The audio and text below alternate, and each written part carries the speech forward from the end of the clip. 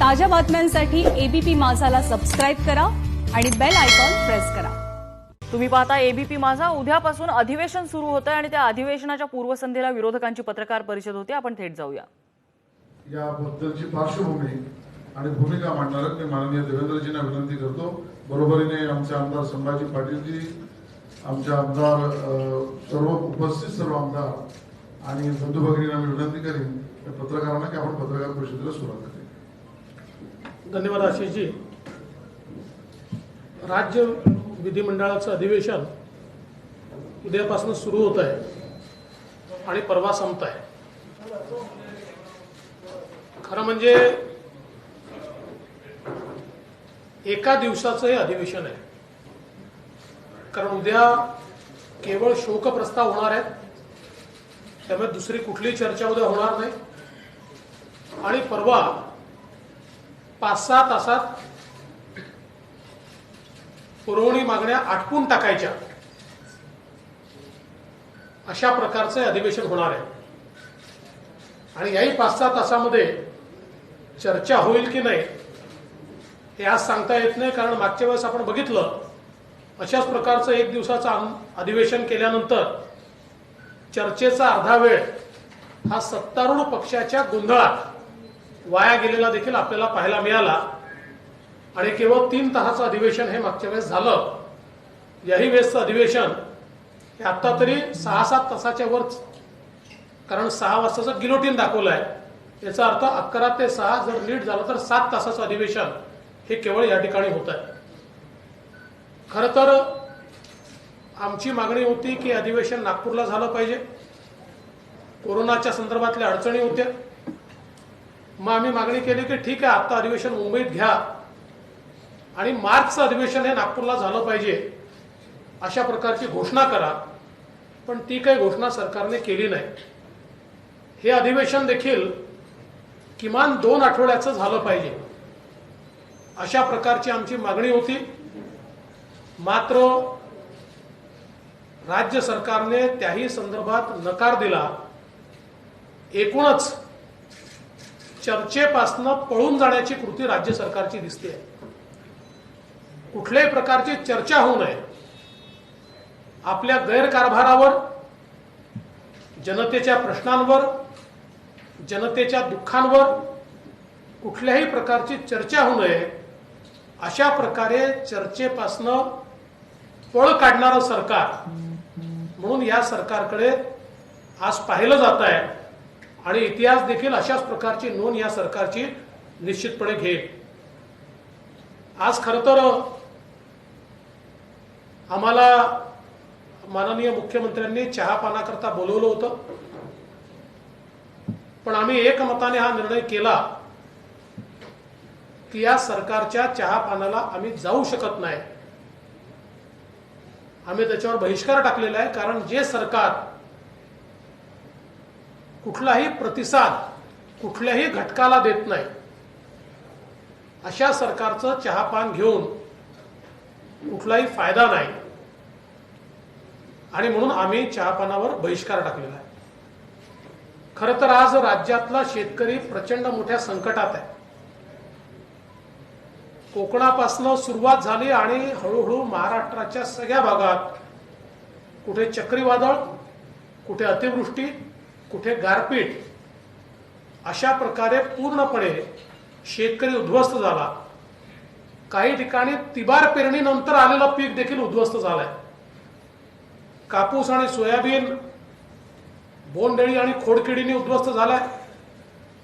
तूर देखील आता जवळजवळ त्या ठिकाणी पूर्णपणे खराब झाली आहे आणि वेगवेगळे जे पिकं आहेत या सगळ्या पिकांची अवस्था अशी आहे की अतिवृष्टीनंतर जे काही बदल घडले आहेत त्यातनं कीड वाढली आहे आणि त्यातनं मोठ्या प्रमाणात शेतकऱ्यांचं नुकसान झालंय। आणि विशेषतः अनेक ठिकाणी तर पावसाचे पंचनामे झाले, पण त्याच्यानंतर जे पीक रोगराईने गेलं त्याचे पंचनामे देखील झालेले नाहीत। आणि विशेषतः विदर्भातल्या तर काही भागांमध्ये पूर्ण पीक गेल्यानंतर सरासरी पेक्षा कमी पाऊस आहे असं सांगून त्या ठिकाणी कुठली मदत करण्यात आली नाही. विशेषतः 25,000 आणि 50,000 रुपये देऊ अशी घोषणा करणाऱ्या सरकारने शेतकऱ्याच्या तोंडाला पानं पुसण्याचं काम केलं आणि कुठलीही भरघोस मदत, ठोस मदत शेतकऱ्यांना मिळाली नाही आणि काही ठिकाणी तर कवडीची मदत ही शेतकऱ्यांना मिळालेली नाही. शेतकऱ्यांची दिवाळी देखील अंधारात गेलेली आहे. आज राज्यामध्ये आपण बघितलं, मागच्या काळामध्ये इतक्या मोठ्या प्रमाणात कोरोनाचा प्रादुर्भाव आपल्याला पाहायला मिळाला आणि देशात सर्वाधिक कोरोनाने मेलेल्यांची संख्या ही महाराष्ट्रात आहे.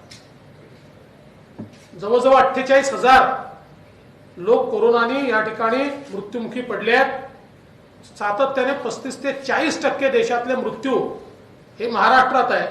आणि आज देशभरामध्ये कोरोनाचा प्रादुर्भाव कमी झाल्यानंतर आणि विशेषतः मृत्यूच्या संख्येत लक्षणीय घट आल्यानंतर देखील आजही सर्वाधिक मृत्यू हे महाराष्ट्रातच होत आहेत. ही अत्यंत दुर्दैवाची परिस्थिती आहे. खरं म्हणजे या कोरोनाच्या संपूर्ण काळाचा पंचनामा करण्याची आवश्यकता आहे. आम्ही संकट काळ असल्यामुळे त्याच्यावर बोलण्याचं टाळलं, पण ज्या प्रकारचा भ्रष्टाचार कोरोना विरुद्धच्या लढाईमध्ये महानगरपालिका असतील, सरकारमध्ये असेल, या ठिकाणी पाहायला मिळाला, तो खरोखर मन विषण्ण करणारा आहे आणि अतिशय संताप आणणारा अशा प्रकारचा आपल्याला या ठिकाणी हा कोरोनाच्या काळातला भ्रष्टाचार हा पाहायला मिळाला आहे. आणि म्हणून खरं तर आता मुख्यमंत्री म्हणतात की आपण कोरोनाची लाट थोपवण्यास यशस्वी झालो आहे. पूर्ण देशामध्ये कोरोनाची लाट कमी झाली असताना आजही सर्वात जास्त कोरोनातलं कॉन्ट्रीब्युशन हे महाराष्ट्राचं आहे. त्यामुळे कशाबद्दल आपली पाठ थोपटली जाते आहे आणि कशाबद्दल सरकार स्वतःला मार्क्स देते आहे हे आम्हाच्या समजेच्या बाहेर आहे, अनाकलनीय आहे. पण कुठेतरी कोरोना विरुद्धच्या लढाईत देशामध्ये महाराष्ट्र सरकार हे पूर्णपणे अपयशी झालं आहे, हे मात्र निश्चितपणे आपल्याला त्या ठिकाणी दिसत आहे. आज ज्या प्रकारे महिलांवरचे अत्याचार वाढले आहेत, आता आम्हाला ऐकायला मिळालं की शक्ती कायदा त्याला कॅबिनेटनी मान्यता दिली आहे. आता कायदा काय हे पाहिल्याशिवाय त्याच्यावर कमेंट करता येणार नाही. या अधिवेशनात ते आणणार आहेत की नाही माहित नाही. आणणार असतील तर त्याच्या चर्चेला वेळ कधी देणार आहे? कारण 6 तास केवळ आपण मंत्र्याच्या उत्तरासहित पुरवणी मागण्यांना दिली आहेत. त्यामुळे या कायद्यावर चर्चा कशी होणार आहे? आमची तर मागणी असेल की याच्यावर सविस्तर चर्चा झाली पाहिजे. एक महत्वाचा कायदा आहे आणि त्यामुळे त्याची एकतर सरकारने सविस्तर चर्चा करावी किंवा त्या संदर्भातली आवश्यक ती जॉईंट सिलेक्ट कमिटी तयार करून आणि त्याच्या माध्यमातून कमिटीला लगातार बैठका घ्यायला लावाव्यात आणि त्यातनं त्याचा रिपोर्ट घ्यावा. पण किमान चर्चा तरी योग्य प्रकारची या बिलावर झाली पाहिजे आणि एक इफेक्टिव्ह कायदा हा तयार झाला पाहिजे. कारण आपण सगळ्यांनी बघितलं गेल्या काळामध्ये महिलांवरचे अत्याचार, विनयभंग, बलात्कार इतक्या मोठ्या प्रमाणात वाढले आणि विशेषतः कोविड सेंटरमध्ये पोलिसांच्या उपस्थितीत अनेक ठिकाणी अशा प्रकारचे बलात्कार झाले किंवा विनयभंग झाले हे देखील आपण बघितलं आहे. कायदा आणि सुव्यवस्थेची परिस्थिती ही अत्यंत गंभीर आहे आणि त्यामुळे याही संदर्भात आम्हाला अनेक विषय मांडायचे आहेत.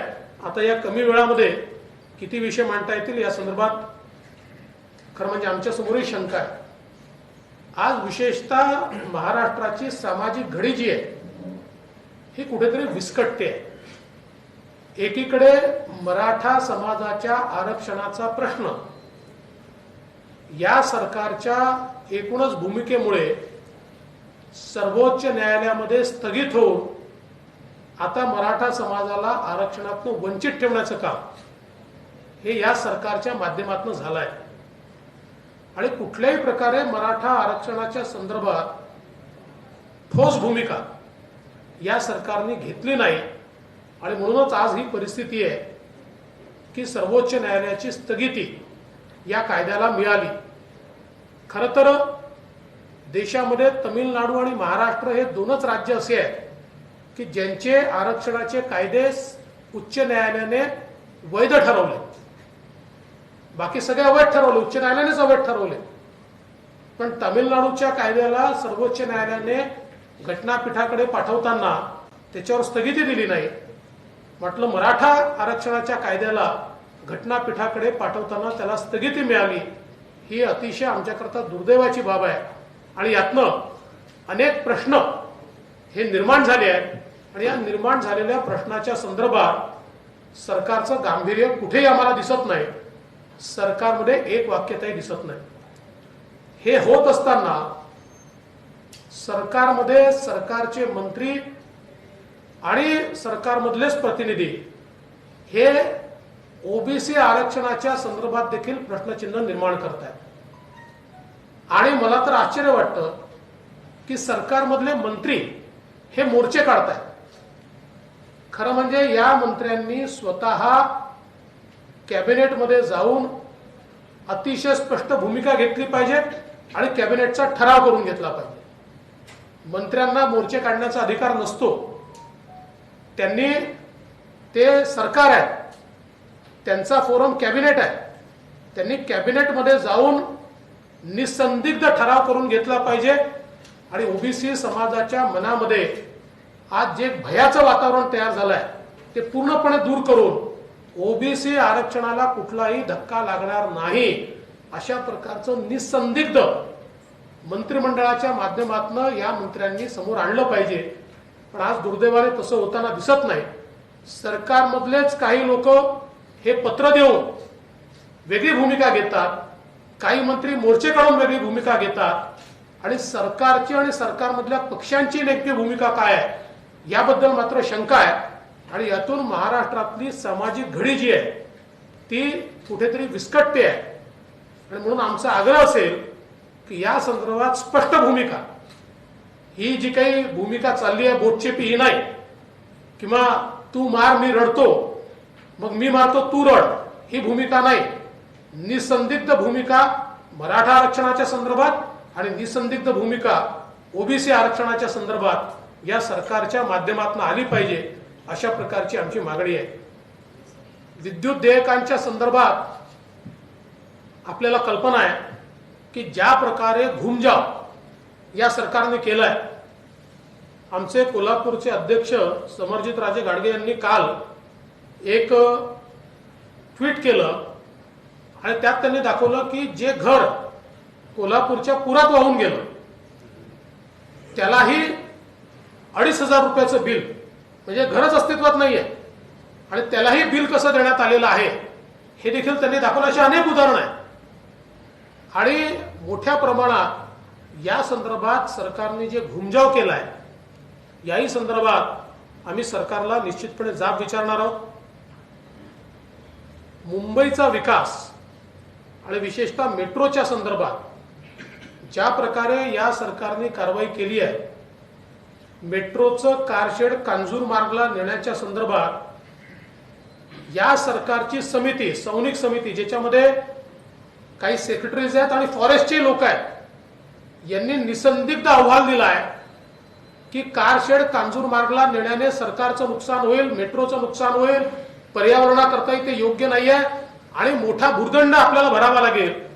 आणि म्हणून सर्वोच्च न्यायालयाने परवानगी दिल्याप्रमाणे ते कारशेड हे आरेमध्येच झालं पाहिजे असा अहवाल असताना देखील तो अहवाल पूर्णपणे डावलून कुठल्याही प्रकारची नवीन माहिती न घेता, कुठलाही अहवाल तयार न करता आणि कुठलाही अभ्यास न करता कांजूरमार्गला मेट्रो शिफ्ट करण्याचा जो काही निर्णय घेतलाय, मुंबईकरांना जी मेट्रो 2021 मध्ये मिळाली असती ती आता 2024 पर्यंत मिळू शकत नाही आणि त्याही वेळी त्याची फिजिबिलिटी इतकी कमी झाली असेल की एक तिकिटाचा मोठा भुर्दंड हा मुंबईकरांवर या वाढत्या कॉस्ट एस्कलेशनमुळे आणि जे व्याजाचं दर, कारण 4 वर्षाचं व्याजाचं जे बर्डन आहे याच्यामुळे त्याची फिजिबिलिटी पूर्ण संपणार आहे आणि त्यामुळे मोठा एक भुर्दंड हा मुंबईकरांवर बसणार आहे.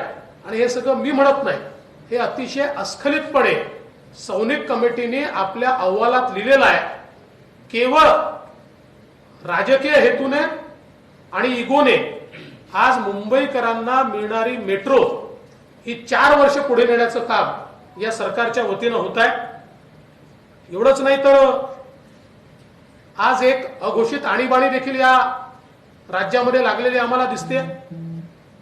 विशेषतः पत्रकार असो की सामान्य माणूस असो, सरकारच्या विरुद्ध बोलायचं नाही. सरकारच्या विरुद्ध बोलला तर तुम्हाला कुठल्या तरी केसमध्ये आम्ही फसवू किंवा तुम्हाला जेलमध्ये टाकू, अशा प्रकारे अघोषित आणीबाणी या महाराष्ट्रात लागली आहे.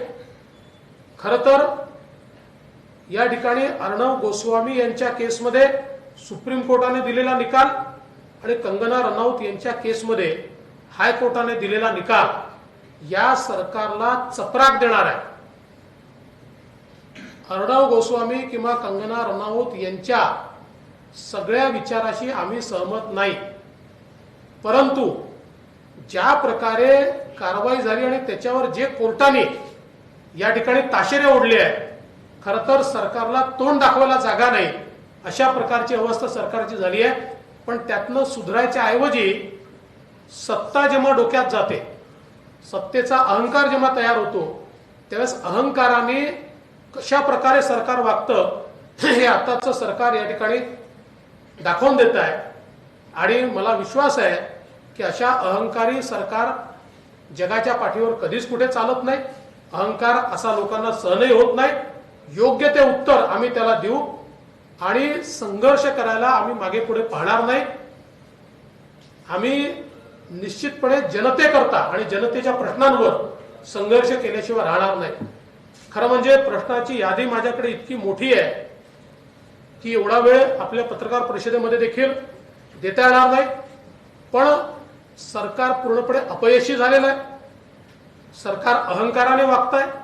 सरकारचे निर्णय हे एक प्रकारे तुघलकी निर्णय ज्याला आपण म्हणतो अशा प्रकारचे एकांगी निर्णय.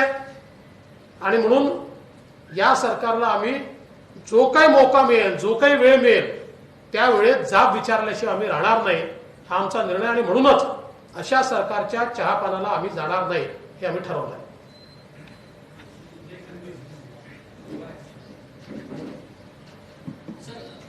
असं म्हटलं की पहिलं राज्य सरकार असेल की 1 वर्ष पूर्ण झालं आणि 1 अधिवेशन पूर्ण झालं. खरंच आहे. म्हणजे या राज्य सरकारमध्ये एकही अधिवेशन पूर्ण तर सोडाच, पण एका अधिवेशनात एक जे म्हणजे 3 अधिवेशन होतात त्यातलं जे छोट्यातलं छोटं अधिवेशन असतं तेवढाही कालावधी केला नाहीये या सरकारने. अशा प्रकारची या सरकारची अवस्था. सर तुम्ही देखील 5 वर्ष हा सगळा कार्यकाळ बघितलाय. इतक्या गोष्टी त्यांनी म्हणजे सगळं काही सुरू होत आहे, पण खरंच एक ऍडमिनिस्ट्रेशन लेवलला असेल किंवा इतर गोष्टी जर बघितल्या तर अधिवेशन घेणं खरंच शक्य नव्हतं का? एखादा आठवडा असेल, 2 आठवडा असेल, ही सगळी व्यवस्था पाहा. निश्चितपणे शक्य होतं अधिवेशन. मला एक सांगा, आम्ही सगळे पक्षाचे लोक प्रचारात जातोय, आपापले मेळावे घेतोय. म्हणजे आता काल पवार साहेबांचा जन्मदिवस झाला, आमच्या त्यांना शुभेच्छाच आहेत. लोकांनी उत्साहाने मेळावे केले, त्यांच्या पक्षांनी मेळावे केले, तिथे लोक उपस्थित होते. आम्ही आमच्या पक्षाचा आज मेळावा केला किंवा त्याच्या आधी आम्ही मेळावा केला. सगळे पक्ष इथे बसलेले आमचे मित्र पक्ष आहेत त्यांचे मेळावे चालले आहेत, काँग्रेसचे मेळावे चालले आहेत, एनसीपीचे मेळावे चालले आहेत. मग हे सगळं होऊ शकतं तर अधिवेशन का होऊ शकत नाही? अधिवेशन घेण्याला काय अडचण आहे? टीका अशी झाली कृषी कायद्याबद्दल, विरोधक असं म्हणतात की व्यवस्थित चर्चा लोकसभेत किंवा राज्यसभेत संसदेत झाली नाही. असं असताना दुसरीकडे मात्र राज्यात शक्ती विधेयक येत आहे, त्याच्यावर देखील जर ते उद्या मांडलं जाणार असेल या अधिवेशनामध्ये चर्चाच होऊ शकत नाही. हे आमची तर मागणी असेल की चर्चा झाली पाहिजे. आणि या कृषी कायद्यांच्या संदर्भात ते जे सांगतायत चर्चा झाली नाही, चर्चा भरपूर झाली. मात्र जेव्हा ते राज्यसभेत गेलं त्यावेळी चर्चा करा असं म्हणत असताना वेलमध्ये येऊन केवळ नारेबाजी झाली. म्हणजे या ठिकाणी चर्चा करायची नाही आणि केवळ नारेबाजी करायची. आणि मग सांगायचं चर्चा झाली नाही, योग्य नाहीये. स्टँडिंग कमिटीमध्ये या विषयांवर मी परवाच्या पत्रकार परिषदेत कोणी कोणी स्टँडिंग कमिटीत काय भूमिका मांडली हे देखील सांगितलेलं आहे. त्यामुळे भरपूर प्रत्येक पक्षाने आपली भूमिका स्टँडिंग कमिटीत मांडली आहे आणि सुदैवाने किंवा दुर्दैवाने या प्रत्येक पक्षाने कशा प्रकारे शेतकऱ्यावर एपीएमसीत अन्याय होतोय, कशा प्रकारे त्या ठिकाणी लुटलं जात आहे शेतकऱ्यांना, हाच विषय मांडला.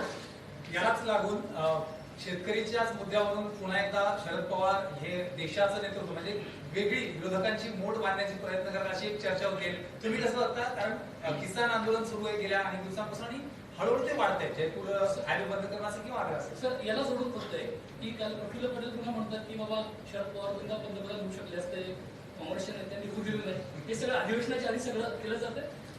आम्हाला हेच समजत नाहीये की म्हणजे आम्हीच कन्फ्यूज झालो आता. याचं कारण त्यांच्यातले काही म्हणतात की पवार साहेब युपीएचे चेअरमन होणार आहे, मग पवार साहेब सांगतात तशी कुठलीच ऑफर नाही आहे. मग कोणीतरी म्हणतं पवार साहेब मूड बांधतायत, मग कोणीतरी असं सांगतं की पवार साहेबांना तर काँग्रेसने धोकाच दिलाय, त्यांच्या पाठीतच खंजीर खूप असलाय. तर मला असं वाटतं की एकदा त्यांचं सगळं स्थिरस्थावरून ठरलं नेमकं काय करायचं आहे की मग आम्ही त्याच्यावर रिॲक्शन देऊ. मुख्यमंत्र्यांनी वारंवार टीका होत होते की मुख्यमंत्री घरी बसून काम करतात. मात्र काल मुख्यमंत्र्यांनी स्पष्टीकरण दिले की मी घरी बसून काम करत असतो तर मी हजारो कोटींचे प्रकल्प मार्गी लावतो. तुम्हाला ते पाहायला मिळतात का? आम्ही त्याची यादी त्यांना नक्की मागू. असे कुठले प्रकल्प त्यांनी मार्गी लावले आहेत अजूनपर्यंत तर आम्हाला ते दिसले नाही. कारण आत्तापर्यंत माननीय मुख्यमंत्र्यांनी ज्या ज्या ठिकाणी व्हिजिट केली ते सगळे प्रकल्प आमच्या सरकारने सुरू केलेले प्रकल्प आहेत. एकही प्रकल्प या सरकारमध्ये सुरू झालेला नाही आहे. त्याच्यामुळे त्यांनी नेमके कुठले प्रकल्प क्लिअर केले ते आपण त्यांच्याकडे यादी जरूर मागू. सर, याला लागूनच आहे काही योजना फडणवीस सरकारच्या काळात सुरू झाल्या पण त्या अचानकपणे बंद करण्यात आल्या. कुठलंही कारण त्याला दिलं गेलं नाही. जसं की धनगरांसाठी एक महत्वाची योजना होती, 1,000 कोटी मंजूर देखील झाले होते, पण ती म्हणजे का बंद केली किंवा त्याच्याबद्दल काही चर्चा नाही. अशा अनेक योजना केवळ राजकीय हेतूपोटी हे झाले असं वाटतं. ती 100% राजकीय हेतूपोटी झाल्या. म्हणून अनेक वेळा जेव्हा मी माध्यमांमध्ये न्यूज पाहतो की देवेंद्र फडणवीसांना धक्का, ही योजना बंद केली, त्यावेळेस मी म्हणतो मला कशाचा धक्का, मला थोडी योजनेचा फायदा. धनगर समाजाला धक्का तर धनगर समाजाला दिलाय. शेतकऱ्यांची योजना बंद केली तर मला कशाचा धक्का, तो शेतकऱ्यांना धक्का दिलाय. कारण त्या योजनेत मला तर फायदा नाही आहे, तो शेतकऱ्यांनाच फायदा आहे. जलयुक्त शिवारची योजना जर बंद केली तर प्रत्येक गावाला त्याचं नुकसान आहे, त्याचं मला काय नुकसान आहे. केवळ राजकीय आकसापोटी चालू असलेल्या चांगल्या योजना बंद करण्याचं काम हे सरकार करत आहे.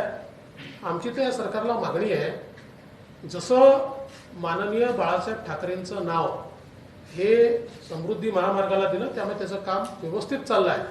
असे कुठले नावं जर त्यांना द्यायचे असतील तर आमच्या योजनांना त्यांनी जरूर द्यावे आणि त्या योजना चालवाव्यात. राज्यपाल नियुक्त 12 नावं असूनही राज्यपाल नियुक्त 12 नावं असूनही जाहीरदारी नाही आहे. आपण कसं बघता राज्यपाल आणि सत्ताधारी यांच्यामध्ये जोरदार राजकारण चालू आहे असं आपल्याला वाटतं. आणि दुसरा प्रश्न, आपण भाजपने त्यांच्या जुन्या मित्र पक्षांना काय दूर ठेवले की काय? कारण मध्ये असं आम्ही ऐकलं होतं की जानकर नाराज आहेत, गोपीचंद पडळकरांना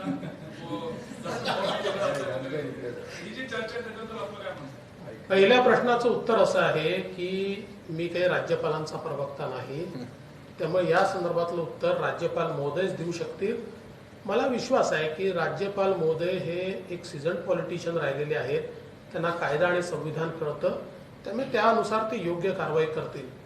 जानकर साहेबांच्या संदर्भात अशा प्रकारच्या बातम्या ज्या दिल्या जातात त्यांनी स्वतः त्या ठिकाणी सांगितलं असं गोपीचंद पडळकर हे आमच्या पक्षाचे नेते आहेत. जानकर साहेब एका पक्षाचे अध्यक्ष आहेत आणि त्यांनी त्या दिवशी सांगितलं की जवळजवळ 30 राज्यांमध्ये त्यांचा पक्ष आहे.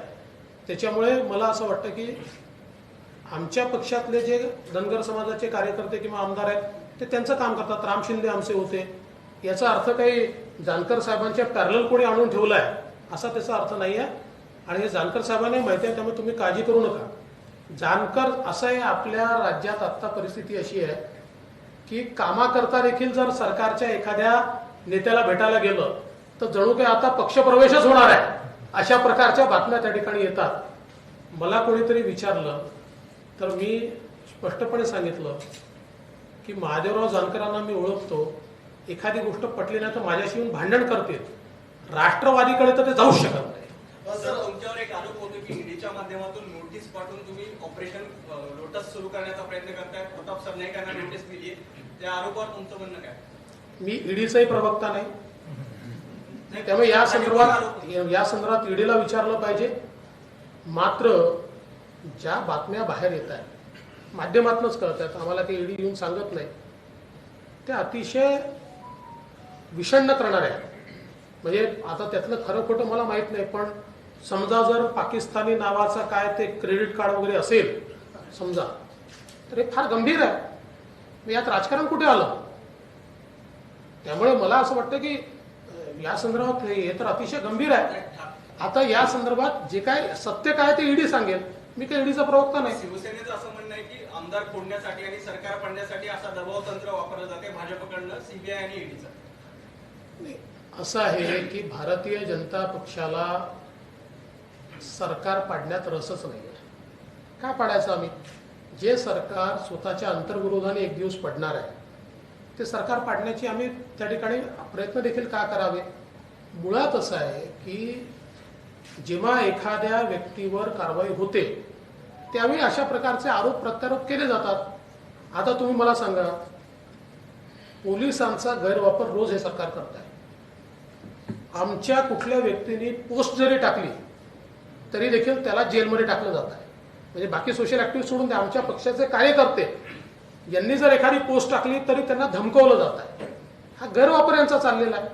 आणि एवढंच काय, तर स्वतः जे विधान परिषदेचे विरोधी पक्ष नेते आहेत यांना देखील दाबण्याचा प्रयत्न. मुंबई बँकेच्या संदर्भात जी इन्क्वायरी क्लोज झाली आहे, बंद झालेली इन्क्वायरी आहे, ती इन्क्वायरी पुन्हा आम्ही सुरू करू, तुम्ही आमच्या विरुद्ध बोलू नका, अशा प्रकारे त्यांना दाबण्याचा प्रयत्न चाललाय. आम्ही थोडे काही त्याच्यामध्ये घाबरतो, आम्ही तर बोलणारच आहोत. सर, मुंबईमध्ये अजून लोकल सुरू झाली नाहीये, मात्र मुख्यमंत्री ज्या परिसरात राहतात त्या परिसरामधल्या मोठ्या पब मध्ये नाईट लाईफ सुरू झालेली आहे आणि त्यामुळे कोरोना वाढतोय असा अहवाल स्वतः मुंबईच्या कमिशनरांनी मुख्यमंत्र्यांना दिलेला आहे. त्याकडे कसं पाहता? नाही, नाईट लाईफची मागणी जुनीच आहे. आम्ही दुर्दैवाने आमच्या सरकारच्या काळात ती मागणी मान्य करू शकलो नाही. आता त्यांचं सरकार आहे त्यामुळे बहुतेक अशी जी तुम्ही विरोध करून मागणी मान्य झालेली दिसते बांद्र्यामध्ये. असं वर्षभराचा हा सगळा काळ आहे. शेतकरी असतील किंवा अनेक मुद्दे असतील, ताकदीनं विरोधी पक्षाला सरकार पकडण्याचा योग आला नाही, कारण अधिवेशन होत नाही किंवा इतर ठिकाणी देखील संधी येत नाहीये. तुम्हाला असं वाटतंय का की आता ग्राउंडवर एका ताकदीनं सरकारच्या विरोधात केलं पाहिजे? कारण मागच्या वर्षभरात बघितलं तर अशी संधीच येत नाही. कोरोनाची अडचण असेल, आम्ही ते करणारच आहोत. आम्ही थोडंसंच केलं तर मुख्यमंत्र्यांनी पंतप्रधानांकडे तक्रार केली आमची VC मध्ये की बाबा हे असे वागतात म्हणून. पण आमचं कामच ते आहे, जोपर्यंत समाजाच्या दुःख आणि दैना ही आम्हाला पाहायला मिळते तोपर्यंत ती मांडण्याकरता आम्ही रस्त्यावर उतरू, आम्ही आंदोलनं करू, आमची तक्रार झाली तरी आम्ही ती निश्चित करू. सर, ओबीसी नेते येऊन तुम्हाला आज भेटले होते, त्यांनी काही मागण्या सुद्धा सांगितल्या की अधिवेशनामध्ये तुम्ही म्हटलं पाहिजे. मात्र हे 3 पक्षाचं सरकार असताना ओबीसी नेते आंदोलन करतात. या 3 पक्षांमध्ये सुसंवाद नाही का आणि जाणीवपूर्वक ओबीसी समाजाचा प्रश्न ऐरणीवर आणला जातो का? माझं मत तर असं आहे की या बाबतीत या 3 पक्षांमध्ये अतिशय चांगला संवाद आहे, ठरवून चाललेला आहे. तू एक भूमिका मांड, त्याच्या विरुद्धची भूमिका मी मांडतो आणि मी तिसरा तटस्थ राहतो, अशा प्रकारे ठरवून या ठिकाणी या भूमिका मांडल्या जात आहेत. राजकीय नाट्य केलं जात आहे आणि त्यातनं समाजामध्ये दुफळी तयार केली जाते. सर, कोरोनाच्या काळामध्ये मास्क आणि पीपीई किटच्या किमती 4 पट 10 पट वाढल्याचा आरोप झाला. पत्रही प्रवीण दरेकर यांनी दिलं होतं. त्याच्यामध्ये काही अधिकाऱ्यांची चौकशी सुरू झाली आहे. तुम्हाला वाटतं काय अधिकाऱ्यांसोबत काही लोकप्रतिनिधी आणि राजकीय लोकांची सुद्धा चौकशी व्हावी काय प्रकरणामध्ये? तुम्ही अधिवेशनात असं आहे की जे त्याच्यामध्ये असतील त्या प्रत्येकाची चौकशी झाली पाहिजे. म्हणजे अगदी समजा जर लोकप्रतिनिधी असतील तर त्यांची झाली पाहिजे, नसतील तर त्यांची करण्याचं कारण नाही आहे. जे जे याच्यात सामील असतील त्यांची चौकशी झाली पाहिजे. कल राज्य विधानसभा का सत्र शुरू हो रहा है और मात्र 2 दिन का सत्र इस सरकार ने आयोजित किया है. वैसे तो ये सत्र नागपुर में होना चाहिए था, किंतु ये सत्र नागपुर की जगह मुंबई में आयोजित किया गया. हमारी मांग थी कि अगर महाराष्ट्र में अलग अलग पॉलिटिकल पार्टियों के सम्मेलन हो सकते हैं तो फिर सत्र क्यों नहीं हो सकता? कम से कम 2 सप्ताह का सत्र होना चाहिए।